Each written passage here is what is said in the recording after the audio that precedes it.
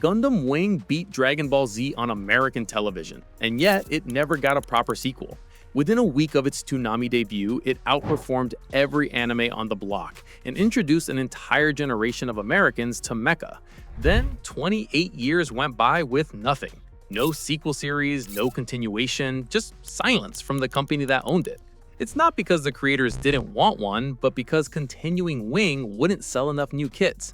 By the end of this video, you understand why 800 million plastic model kits had more say in Wing's future than the people who created it.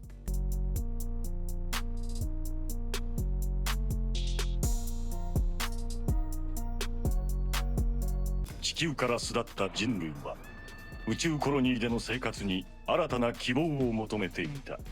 Gundam Wing first hit Japanese television in April 1995. It was the second alternate universe Gundam series after G Gundam and ran for 49 episodes.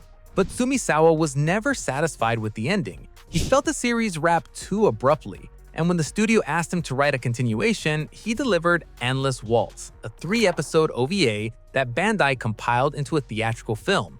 And that was it. The After Colony timeline was officially closed. But here's the thing. Director Masashi Ikeda actually had a vision for a proper second series. He imagined a story where all 5 Gundams had been reduced to obsolete grunt machines, and the pilots would build entirely new mobile suits to bring the Gundam era to an end. Sumizawa later called it the total negation of Gundam. Not a tweak or an evolution, it would have been a full revolution, where the pilots tear down the system they built. The creative desire for a sequel was real. Whether or not the people who built this show wanted to continue it was never the question. The real question was whether a continuation could sell enough new products to justify its existence. Most people will tell you Wing just didn't get a sequel because the creators moved on. That's the polite version, but the real version involves a plastic model kit. Specifically, 800 million of them. 800 million Gunpla kits have been shipped since 1980, accounting for roughly 90% of Japan's entire character model kit market. Every new Gundam series at its structural core exists to generate a fresh lineup of mobile suit designs that become new products. New high grades, new master grades, new perfect grades. Continuing Wing means repackaging the same 5 Gundams already sitting on shelves. But launching a new universe means selling 5 to 15 completely original designs that collectors don't own yet. Bandai's own corporate language spells it out. They call it the IP Axis strategy, built to maximize IP value by delivering optimal products in optimal regions at optimal times. Strip away the boardroom jargon and it only means one thing. Don't continue old stories when new ones can sell more kits. The sequel gap wasn't because Bandai couldn't continue Wing. Sumizawa was willing, and he pushes for it. He kept writing in the After Colony timeline for years, but continuing Wing never entered the conversation being held inside Bandai. The only question asked in that room concerns which universe generates the most new plastic. And for 28 years, the answer pointed anywhere but Wing. So, Bandai kept building new ones. 9 new universes launched in the next 28 years, but not a single one carried the Wing name. Each arrived with a fresh mobile suit catalog and a new wave of Gunpla revenue behind it. And by FY 2026, the Gundam franchise hit a record 254.3 billion yen in annual sales. That translates to roughly $1.62 billion in a single year, which meant Gundam surpassed both Dragon Ball and One Piece inside Bandai Namco for the first time in the company's history. Out of all those universes, only one ever earned a true TV sequel. Seed Destiny aired in 2004 because Gundam Seed, which launched in 2002, had become the biggest domestic Gundam hit in over a decade. Destiny further proved the bet right by shipping over 1 million DVD volumes in Japan and winning the Anime Grand Prix 2 years running.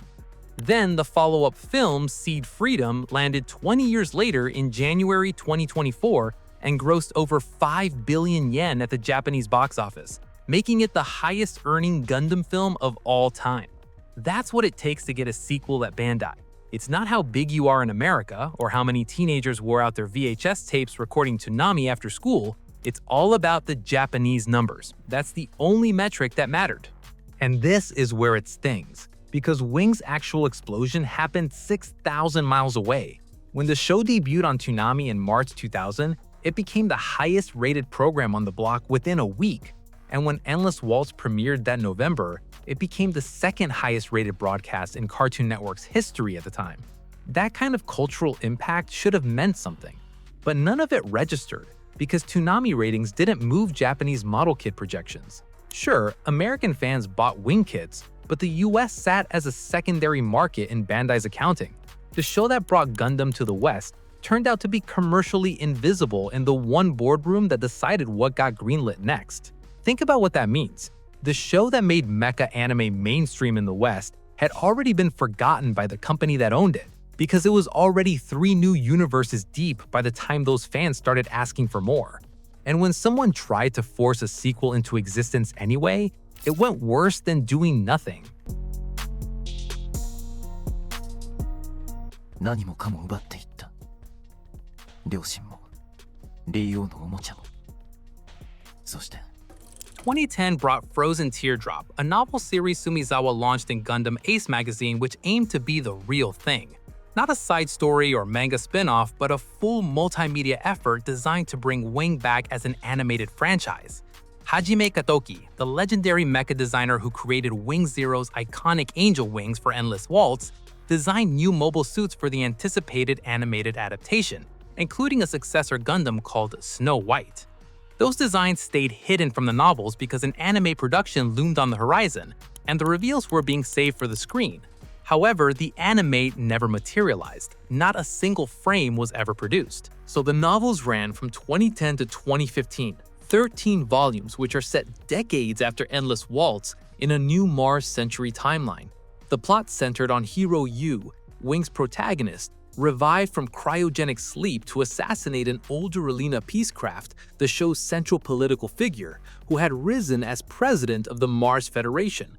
On paper, this looked like the continuation fans had spent 15 years requesting. What nobody expected, though, is that the audience supposed to carry this project into an animated adaptation turned against it. Because Katoki's mobile suit designs remained locked away for an animation that would never come, the novels became a mecha sequel without the mechs. 13 volumes were the most anticipated visual element, the thing that would have anchored an entire Gunpla lineup, stayed deliberately off the page for a reveal that never arrived. Readers couldn't buy what they couldn't see, and Bandai couldn't sell what didn't exist. The project quietly disappeared. No animation, no model kits, no Snow White on hobby shop shelves. And the irony of that cuts deep. Katoki, who is one of the most respected mecha designers in the industry, created new designs to clear Bandai's commercial threshold, the same threshold that Seed had cleared years earlier. Every one of those mobile suits was designed to sell, knowing that Gunpla revenue remained the only thing that could justify the anime's existence. And even that fell short, because by the time the novels had run their course, the project had no audience left to sell to. In a franchise where plastic models dictate what gets greenlit, the one attempt at a Wing sequel couldn't generate the single product Bandai actually cared about. And here is where the math becomes impossible to ignore.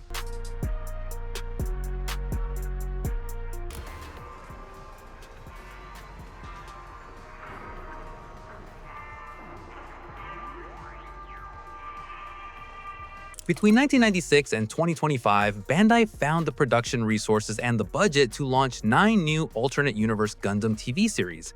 9 completely new worlds, 9 new casts, 9 new mobile suit lineups, generating billions of yen in merchandise. They greenlit Seed Destiny, which is a full 50-episode continuation because the numbers justified it. They bankrolled a Seed Freedom film 20 years after the original series wrapped. They found the budget for The Witch from Mercury, whose lead Gundam Ariel recorded the highest initial kit sales for a lead Gundam in HG history. The anime itself isn't even the revenue driver. It functions as the commercial for the kits, and every new universe operates as a new product launch. Economics tells the whole story. A new universe launch hands Bandai an entirely fresh product line of 10 to 15 new mobile suit designs, released across multiple kit grades over the course of a year. On the other hand, a continuation only repackages existing designs with minor variants and color swaps. The revenue gap between those two scenarios kept Wing sitting in a drawer.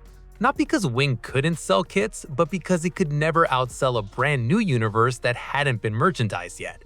For 28 years, Bandai could not greenlight a single animated sequel for the show that brought their franchise to the largest entertainment market on the planet. A franchise generating over $1 billion a year couldn't justify continuing one story when launching a new one sells more plastic. That's not a creative decision, that's a spreadsheet. And a sequel that treats the toys as irrelevant will never get funded by the company that sells them. At Gundam Conference Spring 2026, Gundam producer Naohiro Ogata announced a new Wing visual project, something he called Definitely Something Long. Whether that means a TV series, an OVA, or a film remains unconfirmed, and the distinction carries weight. A TV series hands Bandai 50 episodes of weekly Gunpla releases tied to in-show appearances, enough to support a full product cycle. An OVA delivers 5 to 10 kits and a nostalgia play. The format Bandai chooses will tell you exactly how much they believe Wing can sell in 2026, and the timing reveals something too. Bandai just posted record Gundam revenue. The Western market now appears explicitly in their earnings reports as a growth pillar, and Katoki's unreleased Snow White designs still sit in a drawer, ready to become Gunpla the moment an animation gives them a reason to exist. Even the comeback centers on the plastic. Gundam Wing went without a proper sequel for 28 years because the franchise never operated as a storytelling engine. It operated as a model kit pipeline. And continuations don't move product like new universes do. The creators wanted to keep going, the writer fought for it, and the mecha designer built new machines in anticipation of an anime that never came. But the math never changed. And Wing wasn't the only franchise they squeezed dry with this model. Let me know in the comments if you've heard similar stories.